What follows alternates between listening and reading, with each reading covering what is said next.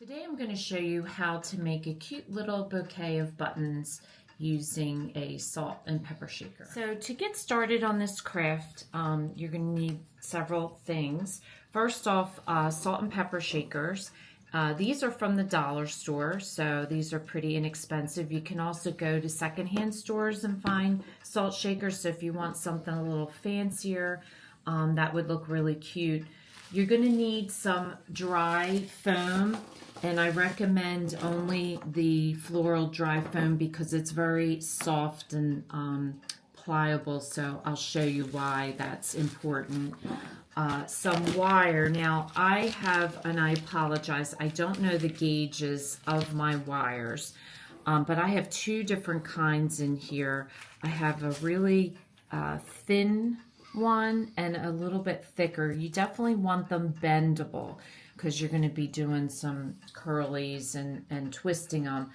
So you don't want them too firm, but you want them firm enough that they're going to stand up. So I do prefer this little bit thicker wire to the thin, but I did use both in the display. You're going to need some scrap ribbons. I'll show you two different options that you can do.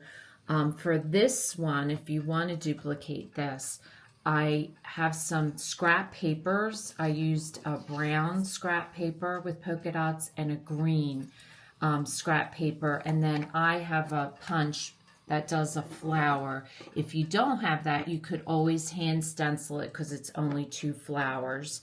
Or sometimes you can find flowers, paper flowers in the craft store. So for the one, I decided to do purely buttons, and these are all just buttons except for the 2 paper, and I just did different sizes. I doubled some of them were flower buttons, and I did a variety of browns. I had bought a large bag of just mixed buttons through Amazon, and so I went through and I just found some unique buttons within that bag. Now, if you don't want to do that, the other option you have is, I had a bunch of these left over from various crafts, is these are buttons too, but they're already in the shape of flowers. And so I used a variety of colors and shapes of these. Some of these I doubled. Again, I put the smaller one in the center and the larger one in the outside. So you could go either way depending on the look that you want. I think they both turned out really cute. So to get started on the craft, the first thing you want to do is count out your buttons. Now I used roughly 20, no more than 20 for each of the crafts. Depends on how many you want to double up, and you want to use some small ones and some big ones. Now for the paper ones, I punched it out. Then I took the buttons that I want to use for the center. I decided on which button, and I just took a pencil and I placed my button in the center of the paper where I'm going to position it, and then I marked with a pencil the 2 holes.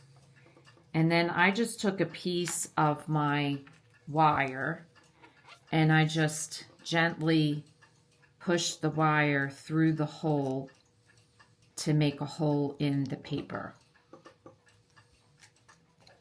So my first paper went through real easy with the wire, but the second paper must be a little bit thicker. So if it's a little bit thicker, I went to using a safety pin. But you just want to punch large enough holes so that your wire is going to easily go through there. So if you have to get it started with a safety pin, that works as well.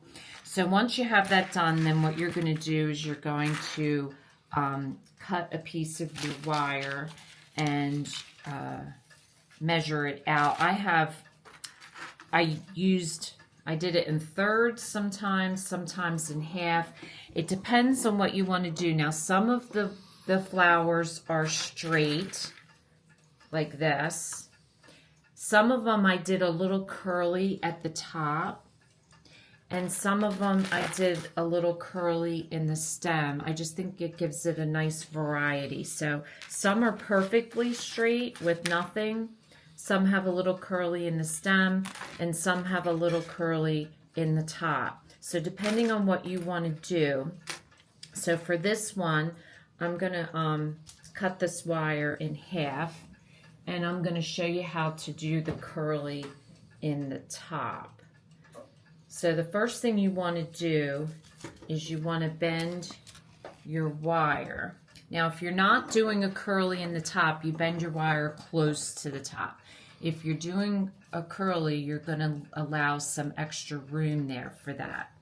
And so then all you want to do is layer your buttons, depending on how you want to put them on. You're going to put your smallest one on first and push that all the way to the top. So that's your wire showing. And then you want to layer your second button, if you have a second button, into that. And then if you're using the paper, you would put this in next and put the pattern going up. And then feed it through the second hole at the top. Now once you have everything on, you want to make sure that's tight up to the top, and you're going to take some needle-nosed pliers, and you're just going to hold your wires, and as you hold your wires, you're going to twist your button. Now for the larger ones, you may need to get that started a little bit. For the smaller ones, I could just twist it. And what you're going to do is you're just going to hold it and twist the button, and twist it, moving your needle nose pliers up closer to the button until you have it tight. And you just got to hold on to that button and twist. And that makes it nice and tight.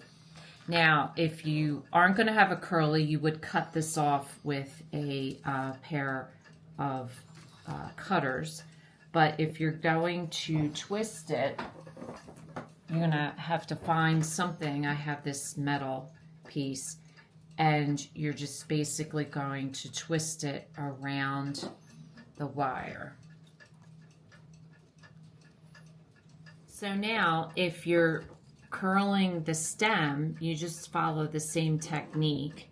You basically just twist the wire around a couple times, and try to keep it towards the top, because if you do it towards the bottom, you're not going to see it. You want your bottom straight, because that's what's going to poke in. And then you just straighten your flower out so it looks like that. Okay, so once you get all of your flowers made, then the next step is to put them into your jar. Now to do that, you're going to need an X-Acto blade, and work on a piece of wax paper or something, because this stuff is kind of messy. And you'll see I already did it for the one. You're basically going to go to a corner, and you're going to push your salt or pepper shaker down to make a hole. And that's why I like using this, because it does shape well. And so basically what you're going to do is you're going to use your X-Acto knife, and you're just going to cut that hole out to make it like a cylinder. So cut it as close as you can to the shape that you just did. And the other nice thing about it is it breaks off really easily. So once you have a piece broken off, then all you do is just shove the salt shaker down, and you get a cylinder.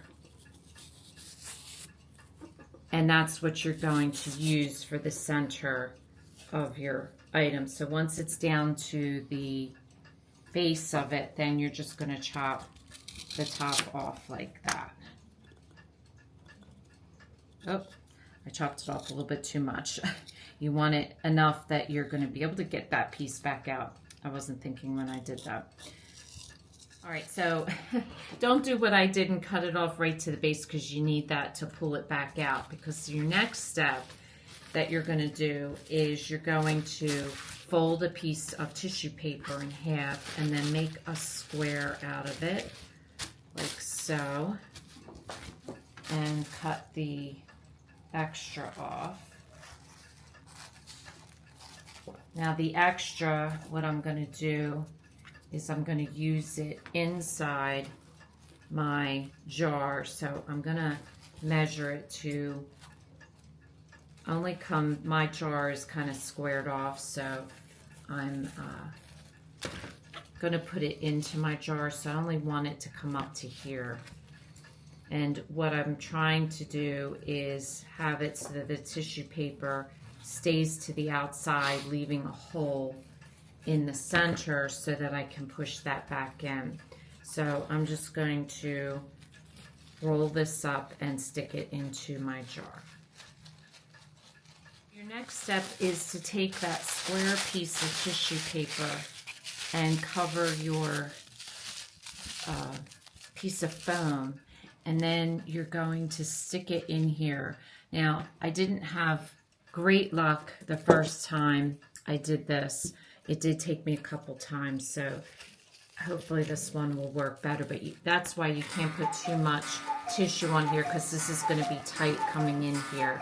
And then you just want to shove it down into here to cover that, and it'll be nice and tight. So see how that's going down nicely?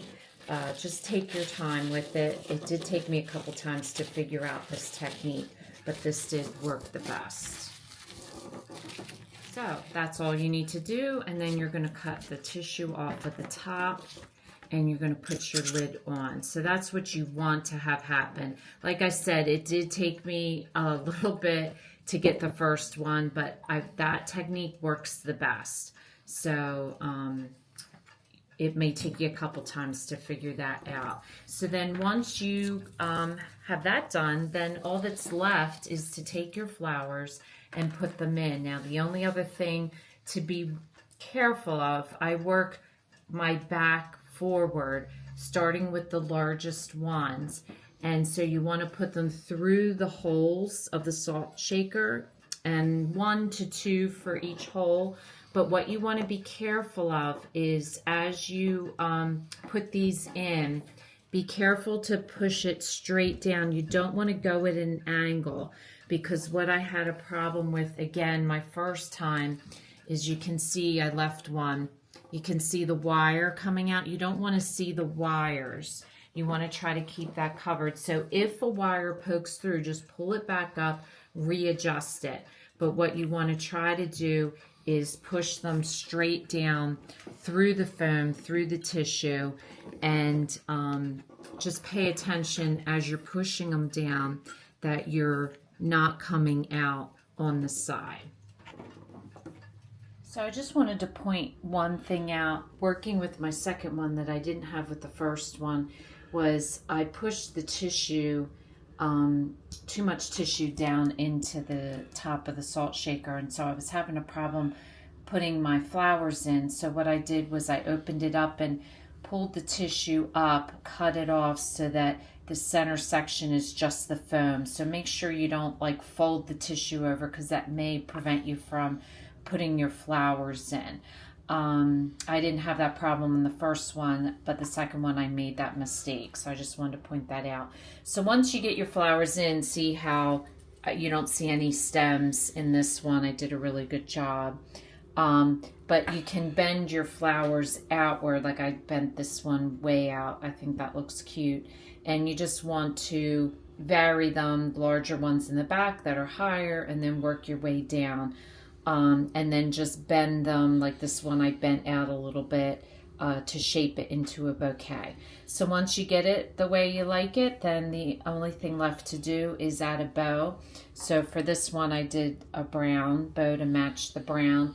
This one I had this flower bow which matches it perfectly. So I'm going to put this on it. It's a little bit bigger than the other one, but I'm going to glue it exactly the same way. Put a little dab of hot glue on the back of the bow, And I'm just going to put it at the corner on the side like that. I think looks really cute. So I really liked how these bouquets of flowers turned out. It would be a perfect gift to make for a mother or someone special in your life to give for Mother's Day, or for anyone in the springtime. And the nice thing about it is they'll be able to keep it forever. So if this is your first time watching, welcome, and please don't forget to subscribe. If you want to receive future notification of posts, hit the bell. And if you like this video, please give us a thumbs up. Thanks for watching, and we'll see you again soon.